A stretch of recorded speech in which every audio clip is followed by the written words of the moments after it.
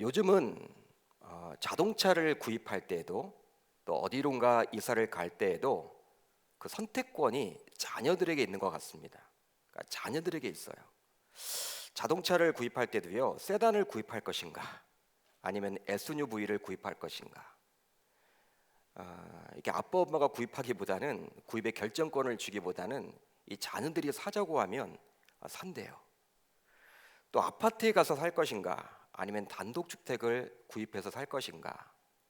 이런 경우에도 이 자녀들이 여러분 굉장히 이렇게 주도권을 가지고 선택을 한다고 합니다.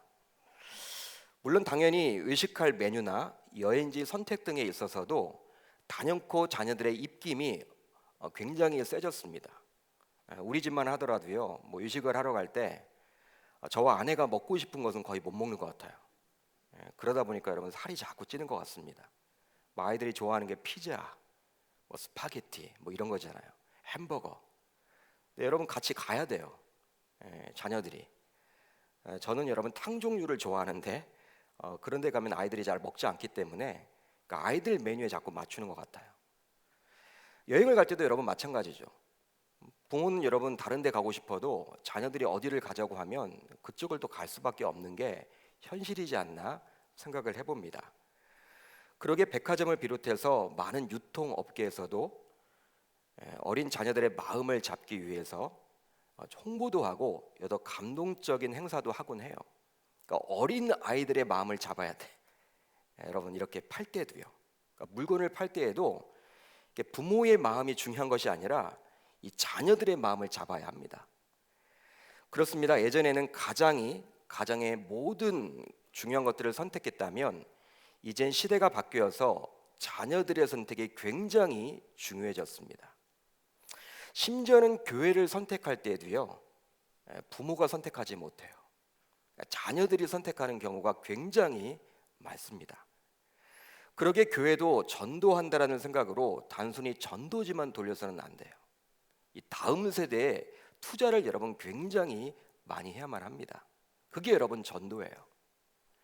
예를 들어 보면 영유아 수준에 맞는 많고 다양한 책을 기증받고 또 구입해서 영유아 도서관을 교회에 세우면 굉장히 여러분 유익합니다. 여러분 이렇게 아이들이 어린이집이나 또 유치원에 다녀와서 부모들과 여러분 교회에 나와서 그 도서관에서 여러분 책을 읽는 거예요. 그런 교회들도 있습니다. 또 유치원생과 초등학교 1, 2학년까지를 대상으로 어린이 요리 교실도 운영하면 아주 좋아요. 요리. 여러분 이렇게 어른들만 좋아하는 게 아니라 이 아이들도 여러분 요리 굉장히 하고 싶어 하거든요. 교회에서 시설만 갖추면 그걸 여러분 해도 좋습니다. 부모들과 여러분 같이 오기 때문이죠. 여러분 영유아 아이들과 유치원생과 초등학교 저학년 학생들은 홀로 교회를 잘 못 나와요. 그러니까 부모들이랑 같이 오다 보니까 뭐 주중에 나와서 이렇게 교회에서 이렇게 자주 이렇게 뭐 오다 보면요 주일날 어느 순간 나오게 되는 것이죠. 그것이 바로 전도이지 않나 저는 생각을 해봅니다. 또 소위 명문대 대학생들이 교회 내에 있다면 그 학생들로 하여금 학원에 다닐 수 없는 형편이 있는 어려운 처지에 있는 그 중고등학생의 학생들에게 이렇게 좀 공부를 이렇게 가르칠 수 있는 좀 장을 마련하면 좋을 것 같아요. 이렇게 청년 때부터 물론 뭐 과외도 하고 해야 되겠지만 재능을 기부하는 것도 교회에서 여러분 장을 마련해서 하면 좋지 않을까 저는 그런 생각도 해봅니다. 그리고 형편만 된다면 중고등학교 학생들을 위한 독서실도 교회 내에서 운영하면 좋을 것 같아요. 제가 아는 교회는 중고등부가 굉장히 많이 나오는데요. 이렇게 여러분 거의 24시간 교회가 열려져 있어요. 여러분 편의점 가서 아이들이 라면을 먹잖아요. 라면 박스가 이렇게 쌓여져 있어요. 그곳에 가서 여러분 아이들이 그냥 무료로 그 동네 아이들이 와서 라면을 먹는 거예요. 물론 뒤처리는 다 권사님들, 집사님들이 하죠. 여러분 그렇게 하다 보니까 아이들이 주중에도 여러분 교회 나와서 교회 문화에 접하게 되고 또 교회에서 여러분 뭐 여러 가지를 이렇게 활동을 하다 보면 자연스럽게 주일날도 나오게 되더라는 것이죠. 부부관계에 있어서도 저는 저희 부모님 세대 때는요 주로 남편들이 주도권을 가지고 가정을 이끌었다면 요새 3, 40대 이하로는 어떻습니까? 여성분들이 이 아내들이 주도권을 가진 가정들이 굉장히 많아졌습니다. 여러분 저희 윗세대는 다 대부분 남성들이 주도권을 가졌다면 이제는 여러분 그렇지 않아요. 대부분이 이렇게 이제 아내들이 주도권을 가진 가정들이 굉장히 많아요. 보통 남녀가 만나서 결혼을 하게 되면요, 이제 다소 주도권 싸움을 하는 경우가 굉장히 많습니다. 아마 여기에서 연애 결혼을 하신 분들, 이렇게 처음 결혼하고 나서 얼마 되지 않아서 이 주도권 싸움을 하고 계신 분들도 있을지 모르겠는데요. 보통 이제 결혼을 하게 되면 남자 친구들과 그 동료들이 결혼한 남자들에게 결혼 생활에서 주도권을 놓치면 안 된다, 그런 말들을 여러분 많이 하죠. 처음에 잡아야 된다, 처음에 가정의 질서를 세워야 된다, 이런 말을 여러분 막 주변에서 해요. 또 여자친구들과 동료들도 동일하게 결혼 생활을 시작한 여자에게 코치를 여러분 합니다. 주도권을 놓쳐서는 안 된다. 남편 길을 세우는 것도 중요하지만 처음부터 그냥 쥐어 설면 안 된다. 평생 그렇게 간다. 주변에서 여러분 그런 이야기를 하다 보면 이렇게 여러분 주도권을 빼앗기면 안 된다, 그런 얘기를 여러분 주변에서 많이 하죠. 그러다 보면 주도권을 놓치지 않기 위해서 고의적으로 서로에 대해서 강하게 대하다가 결국에는 신혼 초에 부딪히는 경우들도 종종 있더라는 거예요. 결국에는 주도권 다툼으로 인해서 아름다워야 할 가정이 파국으로 치닫곤 합니다. 이렇게 인생을 살다 보면 가정생활이건 직장생활이건 학교생활이건 간에 주도권을 서로 주려고 하는 경우가 얼마나 많은지 몰라요. 주도권 다툼이 벌어지는 것이죠. 왜냐하면 주도권 다툼에서 밀려나게 되면 큰 손해를 감수한다고 여기기 때문입니다. 그렇다면 여러분들은 자신의 삶 속에서 주도권을 가지고 삶을 살아가는 편입니까? 여러분, 내가 이렇게 주도권을 가지고 삶을 살아가는 편이에요? 그것도 아니면 누구의 말을 주로 듣고 결정을 내리고 판단을 하는 편입니까? 보통 마마보이들이 있죠?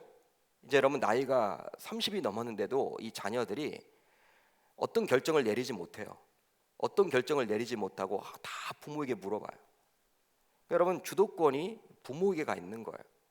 자신이 선택하지 못하고, 자신이 결정하지 못하고, 자신이 판단하지 못하고 부모가 다 해줘야 하는, 여러분 그것도 큰 문제죠.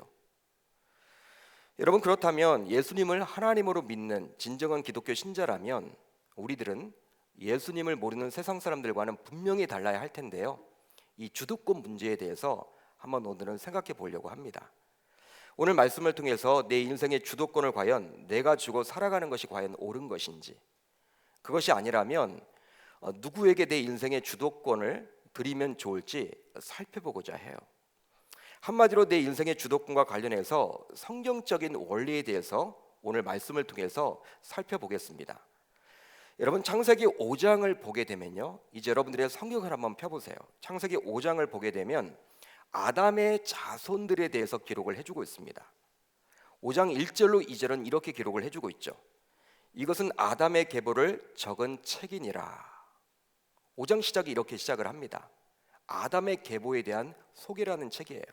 5장이 하나님이 사람을 창조하실 때 하나님의 모양대로 지으시되 남자와 여자를 창조하셨고, 그들이 창조하시던 날에 하나님이 그들에게 복을 주시고 그들의 이름을 사람이라 일컬으셨더라. 아멘. 그러니까 창조주 하나님께서는 자신의 모양, 즉 형상에 따라 사람을 지으셨습니다. 여러분, 무엇에 따라 지었다고요? 형상에 따라.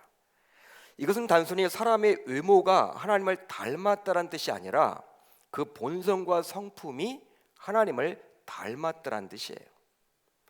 그러니까 여러분, 우리가 어떻게 하나님을 볼 수가 있냐면, 하나님은 영이시기 때문에 볼 수 없어도 여러분 우리가 생각해 볼 수 있겠죠. 하나님을 제대로 잘 믿는 분들을 보게 되면요, 그 안에서 누구를 발견할 수 있는 거예요? 하나님을 볼 수 있는 거예요. 그러니까 하나님을 외형적으로만 닮은 것이 아니라 그 하나님의 그 성품과 본능까지도 담게 되어 있었습니다. 따라서 본래 인간은 하나님과 같은 본성과 성품대로 살아가야만 했던 것이죠. 그러나 인간은 역시 창조주가 아니라 피조물이기 때문에 죄의 영향을 받아서 그 하나님을 닮았던 본성과 성품이 왜곡되었던 거예요. 우리는 잘 알고 있습니다. 창세기 4장을 통해서 아담은 본래 두 아들이 있었음을 알 수가 있어요. 누구였습니까? 가인과 아벨이었죠. 가인과 아벨이었어요. 그렇지만 형인 가인은 하나님께서 자신의 예배는 받지 않으시고 동생인 아벨의 예배만 받으시는 것에 분노하게 되므로 결국 참지 못하고 어떻게 해요? 동생 아벨을 죽여버려요. 끔찍하게 죽입니다. 즉 인류 최초로 끔찍한 살인이 벌어지게 되었는데, 이 인류 최초의 여러분 살인은요, 안타깝게도 이 존속 살인이었어요. 형이 친동생을 죽여버렸습니다. 이것으로 인해서 결국 가인은 하나님을 떠난 삶을 시작하게 되었는데요, 단순히 장소적으로 하나님을 떠난 것이 아니라 영적으로도 하나님을 떠난 삶을 살게 되었습니다. 그 내용이 바로 다음과 같아요. 가인이 여호와 앞을 떠나서 에덴 동쪽 놋 땅에 거주하더니. 여호와 앞을 떠났다라고 기록을 해주고 있어요. 이후로 창세기 4장을 보게 되면 가인의 후손에 대해서 이야기를 해줍니다. 가인의 후손에 대해서. 그래서 이제 창세기 5장 3절을 보면 이렇게 나와요. 아담은 130세에 자기의 모양 곧 자기의 형상과 같은 아들을 낳아 이름을 셋이라 하였고. 즉 이제 아담의 계보에서 장남이었던 가인은 보이질 않고요, 물론 이 아벨은 죽음을 당했기 때문에 이제 아벨이라는 인물은 이 땅에 없습니다. 가인은 남아있죠. 그러나 가인은 하나님을 떠난 자가 되었기 때문에 이 아담의 계보를 보게 되면 가인에 대해서는 이야기를 하고 있지 않고 죽은 아벨 대신 새롭게 하나님께서 주셨던 셋이라는 인물을 통해서 그 계보가 이어짐을 알 수 있는 거예요. 이후로 이 땅에는 가인의 후손과 셋의 후손이 살아가게 됩니다. 여러분, 지금도 마찬가지예요. 지금도 마찬가지입니다. 하나님의 말씀대로 살아가려는 경건한 하나님의 자녀들과 하나님을 믿지 않는 세상의 자녀들이 이 세상에서 공존하고 있어요. 같이 살아가고 있다는 거예요. 여러분, 이 세상의 기준은 무엇일까요? 이 세상의 기준은요, 감히 소유라고 말할 수 있습니다. 소유다. 물질이건 학식이건 권력이건 가진 자와 가지지 못한 자로 구분을 짓게 되어 있습니다. 여러분, 권력을 쥔 자가 있고요, 반면에 권력을 가지지 못한 자가 있어요. 그렇죠? 여러분, 소유라고 하는 개념은요, 이 물질에만 여러분 속한 것이 아니에요. 학식을 가진 자가 있고 학식을 가지지 못한 자가 있어요. 잘 사는 나라가 있고 못 사는 나라가 있어요. 여러분, 중국이 아직 선진국이 되려면 멀었던 것이, 여러분 이렇게 아직 뭐 의료가 여러분 이렇게 발달하지 않았다고 그러잖아요.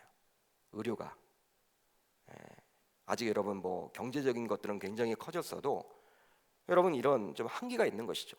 그 의료적인 혜택을 받는 자가 있고 받지 못하는 자가 있고, 문명의 이기를 누리는 자가 있고 누리지 못하는 자가 있고. 그러니까 세상은요, 기준이 이 소유의 유무예요. 그러나 하나님께서 보시는 기준은요, 딱 한 가지입니다. 이 소유가 아니에요. 바로 무엇이냐? 이 세상의 기준과는 분명히 다른데, 바로 하나님을 믿음으로 그 믿음대로 행하는 자와 하나님을 믿지 않음으로 자신의 마음대로 행하는 그런 자의 구분입니다. 그렇다면 하나님을 믿게 되므로 하나님의 자녀가 되면 무조건 세상의 기준이 아니라 하나님의 기준인 말씀대로 행하게 되는 것일까요? 여러분들은 어떻게 생각을 하십니까? 내가 이제 하나님을 믿었어요. 그리고 하나님의 자녀가 되었단 말이죠. 여러분, 아멘입니까? 그 자녀로서 그렇다면 하나님의 그 말씀대로 우리가 100% 행하게 되어 있습니까? 자연스럽게? 여러분, 내가 노력하지 않아도, 별 노력이 필요 없어도 내가 이제 하나님의 자녀가 되고 이제 하나님을 믿게 되면 하나님의 말씀대로 살아지던가요? 결코 그렇지 않음을 오늘 말씀 2절을 통해서 알 수 있습니다. 6장 2절이죠. 우리 한번 같이 읽어봅니다. 시작.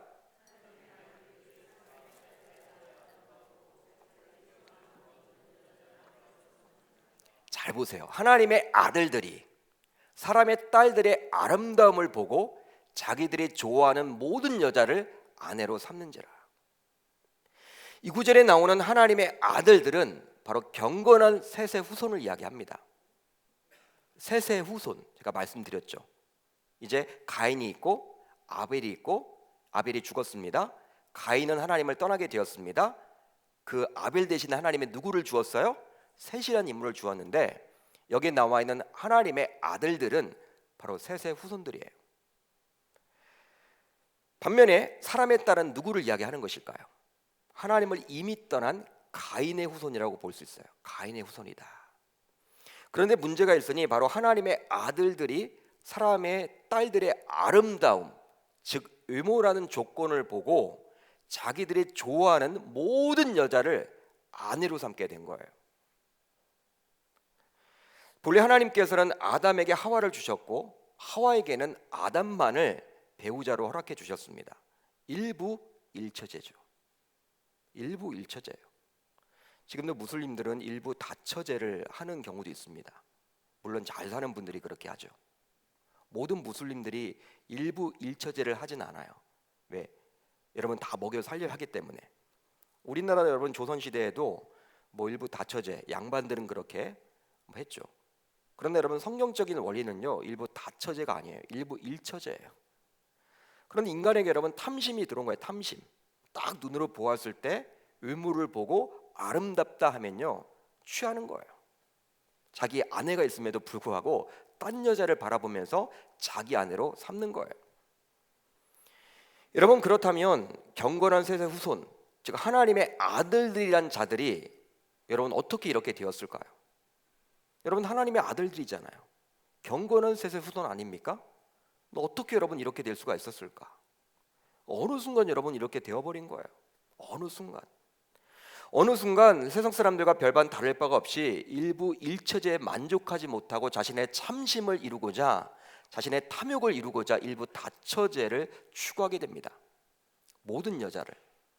그것도 하나님의 아들들이 하나님의 딸들 속에서 배우자를 선택하지 않고 사람의 딸들의 외모에 취해서 그들 가운데서 배우자를 선택하게 되죠. 즉 경건한 셋의 후손들이 세상에 동화되어서 세속적인 결혼을 한 것이라 생각해 볼 수 있어요. 여러분 뭐라 할까요? 그들은 삶의 주도권을 자신의 안목에 두었던 거예요. 삶의 주도권을 자신의 안목에 둔 거예요. 세상적인 외모와 스펙과 조건을 보고 그것을 선택한 것입니다. 여러분 오늘 말씀을 통해서 우리는 무엇을 그렇다면 생각해 볼 수 있을까요? 바로 하나님을 믿는 신자이지만 내 인생의 주도권을 하나님이 아닌 내가 줄 수도 있음을 알 수 있는 거예요. 그러니까 하나님 믿는다고 하면서도 내 인생의 여러분 주도권을 내가 주려고 한다라는 거예요. 하나님께 맡기지 못하고 그분께 여러분 다 드리질 못하고 내가 하려고 한다라는 거예요. 그걸 알 수 있는 것이죠. 왜? 오늘 6장 2절에 나와 있는 이 셋의 후손이었던 경건한 셋의 후손이었던 이 하나님의 아들들의 모습을 통해서 볼 수 있는 것입니다. 지금도 마찬가지죠. 사람은 누구나 자기 인생이라고 여겨서 그런지는 몰라도 자신이 모든 것을 선택하고 판단하고 결정을 자꾸 내리려고만 합니다. 그리고 자신이 잘하지 못하면 자신이 믿을 수 있는 누군가가 해주기를 기대해요. 그러나 여러분 우리 신자들은 달라야만 합니다. 저와 여러분들은 달라야만 해요. 특별히 뭐 주일 정도 나오는 이렇게 썬데이 크리스찬 정도가 아니라 이 금요 성경 집회에 나오시는 분들은요 달라야만 합니다. 세상 사람들과는 분명히 달라야 하는 것이죠. 하나님을 믿는다라는 것은 단순히 입술의 고백만이 아니라 그분을 믿게 되므로 그분의 다스림 속에서 살아가겠다라는 다짐이요 결단이기 때문입니다. 이것을 믿으시기를 바랍니다. 단순히 여러분 입술의 고백만이 하나님 믿겠다라는 게 아니라는 거예요. 하나님 믿는다라는 것은요 내 가치관이 달라지는 거예요. 내 생각이 달라지는 거예요. 내 마음이 달라지는 거예요. 그분께 모든 것들을 맡기는 거예요. 그분의 뜻대로 내가 살겠다라고 그분에게 엎드려 복종하는 것입니다. 그것이 바로 무엇이냐? 하나님 믿는 거예요. 따라서 모든 일에 그분의 안목으로 결정을 해야 되는 것이고 그분의 안목으로 판단을 해야 되는 것이고 그분의 안목으로 선택해야만 하는 것입니다. 이종의 사모님이라고 있습니다. 이종의 사모님이라고. 그분이 여러분 초등학교 이렇게 교사 출신인데요. 여러 매체의 시를 자주 쓰시는 분이에요. 그분께서 다음과 같은 전도 편지를 한 인터넷 매체에 올리셨더라고요. 너무나 감동이 되어서 여러분들에게 소개를 하려고 합니다. 제가 잠시 읽어드리도록 하겠습니다. 제목은 내 인생의 의자에. 내 마음 가운데에는 의자가 하나 있습니다. 인생의 크고 작은 모든 일들을 의자의 주인이 결정하지요. 전에는 그곳에 내가 앉아 있었어요. 모든 것이 잘 되고 있는 줄만 알았지요. 그러나 그렇게 열심히 달려간 길에서 저는 단 열매를 먹지 못하고 결국 다시 돌아가야만 했어요. 내가 의자의 주인일 때에는 마음속에 폭풍을 안고 사는 것처럼 늘 혼란스럽고 잡으려 해도 마음대로 줄 수가 없었죠. 정확하게 기억하지는 못하지만 언제부터인가 그 자리의 주인이 바뀌었습니다. 걸음마다 그분께 묻게 되었죠. 어디로 가야 할지, 얼마나 갈지도 이제 내 마음속에는 잔잔한 파도가 들어있는 것 같습니다. 그 길에서 먹는 열매들이 얼마나 풍성하고 단맛이 나는지요. 내 왕자의 예수님을 모셨거든요. 딴에는 야무지게 쌓아가고 있다고 생각했던 일들이 실패로 돌아온 건 오히려 제게 복이었습니다. 해롭고 유익한 일조차 구분할 수 없는 저는 주인의 자격이 없었죠. 걸음마다 예수님께 묻고 가는 것이 답답해 보일지는 모르지만 모래 위에 지은 집의 결국을 알기에 탄탄한 반석 위에서 오늘을 기다리며 힘씁니다. 사랑하는 이여, 그대 인생의 의자에 예수님을 모시기를 바랍니다. 실수가 없고 신실하신 예수님께서 견고한 인생을 세워가시고 그대 마음속에 천국을 건설하기 시작하실 거예요. 여러분, 이런 글을 이렇게 적어주시면서 사모님은 또 이렇게 마무리를 짓습니다. 볼지어다 내가 문 밖에 서서 두드리노니 누구든지 내 음성을 듣고 문을 열면 내가 그에게로 들어가 그로 더불어 먹고 그는 나로 더불어 먹으리라. 요한계시록 3장 20절 말씀. 여기에서 문은 당신의 마음의 문을 말합니다. 마음의 문을 열고 예수님께 도움을 청해 보세요. 예수여, 당신께서 나의 주인이 되소서라고. 볼지어다 내가 문 밖에 서서 두드리노니 누구든지 내 음성을 듣고 문을 열면 내가 그에게로 들어가 그로 더불어 먹고 그는 나로 더불어 먹으리라. 아멘. 그렇습니다. 정말 맞는 말 같아요. 이 이종의 사모님의 글이 정말 마음에 와닿지 않습니까? 내 인생의 의자에 내가 앉을 수도 있어요. 여러분, 내가 앉을 수도 있겠죠. 내가 왕이 될 수도 있겠죠. 물론 그렇게 되면 내가 모든 것을 선택하고 결정하고 판단하게 됩니다. 반면에 내 인생의 의자에 주님께서 앉게 되면요, 주님께서 나의 인생의 주도권을 가지고 개입하사 모든 것을 선택하고 결정하고 판단해 주십니다. 그리고 그분이 책임져 주시는 거예요. 그러나 이것은 결코 쉽지 않아요. 예수님을 알고 믿는다고 하면서도 쉽게 우리가 결단을 내리지 못합니다. 아브라함의 조카였던 롯을 보세요. 롯이 하나님을 정말 몰랐을까요? 여러분들은 어떻게 생각을 하십니까? 여러분, 롯이 하나님을 몰랐을까요? 아브라함과 함께 하란이란 곳에서 젖과 꿀이 흐르는 가나안 땅에 갔던 믿음의 인물이 바로 롯이었습니다. 그렇지만 롯은요, 아브라함과 갈라서게 되었을 때 자신의 눈으로 보아서 풍족한 요단 동편을 택하게 됩니다. 그 내용이 바로 창세기 13장에 잘 기록이 되어 있죠. 롯이 눈을 들어 요단 지역을 바라본즉 소알까지 온 땅의 물이 넉넉하니 여호와께서 소돔과 고모라를 멸하시기 전이었으므로 여호와의 동산 같고 애굽 땅과 같았더라. 여러분, 롯이 애굽에 다녀왔잖아요. 창세기 12장을 보게 되면 이제 하나님의 인도하심으로 가나안 땅에 들어갔는데 갑자기 기근이 들어서 아브라함과 함께 그의 일행이 애굽 땅에 갔습니다. 풍족을 쫓아서. 이제 여러분, 아브라함과 갈라서게 되었을 때 아브라함이 이런 이야기를 하죠. 네가 동하면 내가 서할 것이고 네가 서하면 내가 동할 것이니까 너 먼저 선택을 해라. 여러분, 롯이 어떻게 봅니까? 딱 보니까 이 여러분 소돔과 고모라 성 그쪽 부분이 이 애굽 땅처럼 자신이 여러분 애굽에 들어가서 보았던 그곳처럼 굉장히 여러분 풍족한 곳이에요. 그래서 여러분 그곳을 선택한 것이죠. 롯이 여러분 하나님을 몰랐을 리가 없습니다. 잘 알았습니다. 예배자였습니다.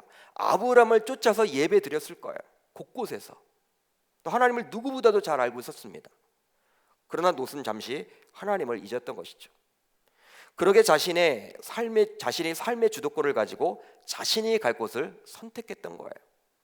지금 같으면 굉장히 좋은 스펙, 굉장히 좋은 환경, 굉장히 좋은 여건, 굉장히 좋은 편리함, 굉장히 좋은 편리성, 편안함만을 가지고 바라보고 결정을 하는 것이죠. 그러나 여러분 결과는 어떠합니까? 굉장히 비참해지죠. 굉장히 비참해졌어요. 롯이 갔던 곳은 겉과 속이 완전히 다른 곳이었습니다. 민족 간의 전쟁에 휘말리게 되어서 포로로 잡히게 되었고, 이 소돔성, 고모라성이라는 곳이 바로 어떤 곳이었습니까? 동성애가 만연했던 하나님이 없는 곳이었어요. 결국 어떻게 됩니까? 자신이 살던 소돔과 고모라의 멸망을 지켜볼 수밖에 없게 되었던 것이죠. 오늘 말씀에 나오는 아담의 아들인 셋의 후손인 하나님의 아들들도 삶의 주도권을 자신이 갖고 모든 것을 선택하고 결정하게 되자 결과적으로 하나님의 심판을 당하게 됩니다. 그 내용이 바로 창세기 6장 5절에서 7절이에요. 좀 길지만 한번 같이 읽어봅니다. 시작. 여호와께서 사람의 죄악이 세상에 가득함과 그의 마음으로 생각하는 모든 계획이 항상 악할 뿐임을 보시고 땅 위에 사람 지으셨음을 한탄하사 마음에 근심하시고 이르시되 내가 창조한 사람을 내가 지면에서 쓸어버리되 사람으로부터 가축과 기는 것과 공중의 새까지 그리 하리니 이는 내가 그것들을 지었음을 한탄함이니라 하시니라. 여러분 무엇입니까? 심판이죠. 롯이 여러분 자신의 안목을 가지고 자신의 여러분 육의 눈을 가지고 보았을 때 스펙을 쫓았고 여건을 쫓았고 편리함을 쫓았고 편안함을 쫓아갔을 때 결국 그에게 여러분 닥쳤던 게 불행이었듯이 심판이었듯이 바로 하나님의 아들들도 세상 문화를 쫓고 자신이 여러분 보기에 아름다운 것들을 쫓아갔을 때 결국 이러한 심판을 당하게 되었다라는 사실이에요. 그러나 여러분 아브라함의 경우는 어떠합니까? 아브라함은 어땠을까요? 롯과는 달랐어요. 분명히 달랐어요. 다음의 구절을 통해서 신자로서 어떻게 자신의 주도권을 주님께 드릴 수 있는지 알 수 있습니다. 우리 창세기 13장 14절을 같이 읽어봅니다. 시작. 여호와께서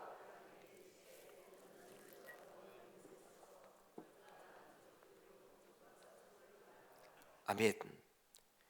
여호와께서 아브라함에게 이르시되 너는 눈을 들어 너 있는 곳에서 북쪽과 남쪽 그리고 동쪽과 서쪽을 바라보라. 아브라함 자신의 주도권을 철저하게 하나님께 드림으로 그 하나님께서 모든 것을 결정토록 합니다. 하나님께서 하시도록 해요. 물론 주변 사람들은 이것을 알 수가 없어요. 왜? 아브라함도 롯과 동일하게 눈으로 바라보고 있기 때문에. 여러분 눈을 감고 있지는 않잖아요.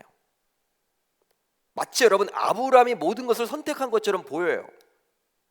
그렇지만 아브라함이 눈을 들어서 본 것은 하나님의 말씀에 대한 순종의 결과였습니다. 사랑하는 성도 여러분, 이것이 바로 오늘 이 밤 우리가 붙들어야 할 영적인 포인트예요. 이 밤 우리가 붙들어야 될 거예요. 바로 하나님의 말씀에 민감하게 반응하여 삶의 주도권을 그분께 드림으로 그분이 나에게 말씀하신 대로 행하는 것, 이것이 바로 저와 여러분들이 붙들어야 할 신자로서의 주도권 활용법이라 할 수 있는 거예요. 이 밤 저와 여러분들 이제 어떻게 기도하시겠습니까? 하나님, 내가 선택을 하고 내가 결정을 하고 내가 판단을 하지만 그게 내 욕망이 되지 않도록 해달라고, 내 야망을 이루기 위한 도구로 쓰임받지 않도록 해달라고, 하나님께서 선택하시되 나를 도구로 선택하시라고, 여러분 그렇게 기도해야 될 줄 믿습니다. 여러분 아브라함도 바라봤어요. 롯도 바라봤습니다. 롯은 여러분 하나님과 대화를 하지 않아요.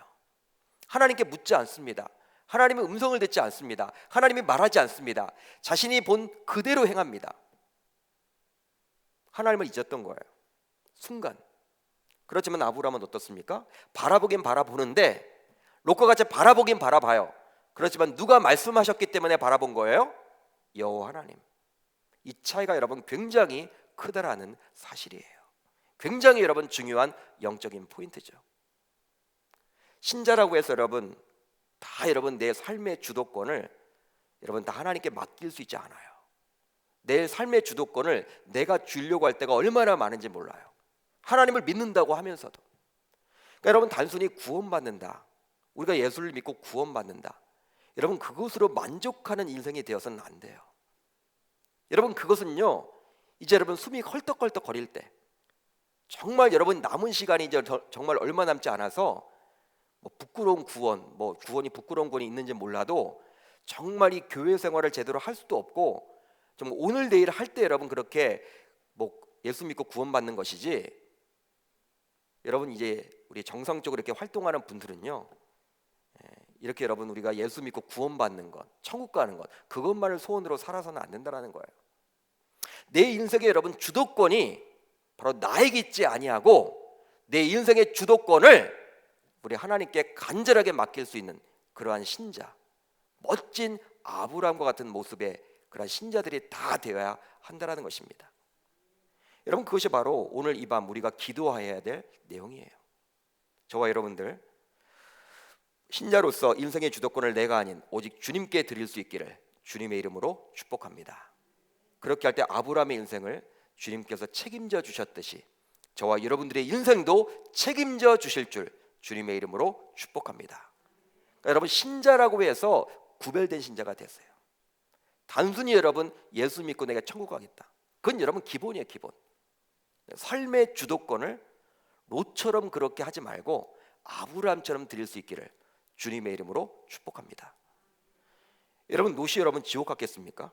한번 생각을 해보세요. 롯이라는 인물이 하나님을 알았잖아요. 결국은 여러분 지옥 갔겠어요? 몰라요. 여러분 우리는 알 수가 없어요. 그렇지만 지옥에 갔다 그렇게 말할 수는 없잖아요. 롯도 하나님 알았어요. 아브라함도 하나님 알았어요. 여러분 롯의 길이 있고 아브라함의 길이 있는 거예요. 저와 여러분들 그냥 단순히 주일만 나오는 썬데이 크리스찬이 아니잖아요. 그렇다면 롯의 길이 아니라 기왕 예수 믿는 것, 멋진 아브라함의 길, 멋진 신자의 모습 갖춰 나갈 수 있기를 주님의 이름으로 축복합니다. 하나님과 여러분 대화를 통해서, 하나님과의 기도를 통해서, 하나님과의 소통을 통해서 우리가 말씀을 읽는 도중에, 말씀을 묵상하는 도중에 그 하나님 말씀을 깊이 듣고 그 말씀대로 행하고 살아감으로 내 인생의 주도권을 내가 이렇게 행하는 것이 아니라 하나님께 전적으로 맡길 수 있는 저와 여러분들이 다 되시기를 이 밤 주님 앞에 기도할 수 있기를 주님의 이름으로 축복합니다.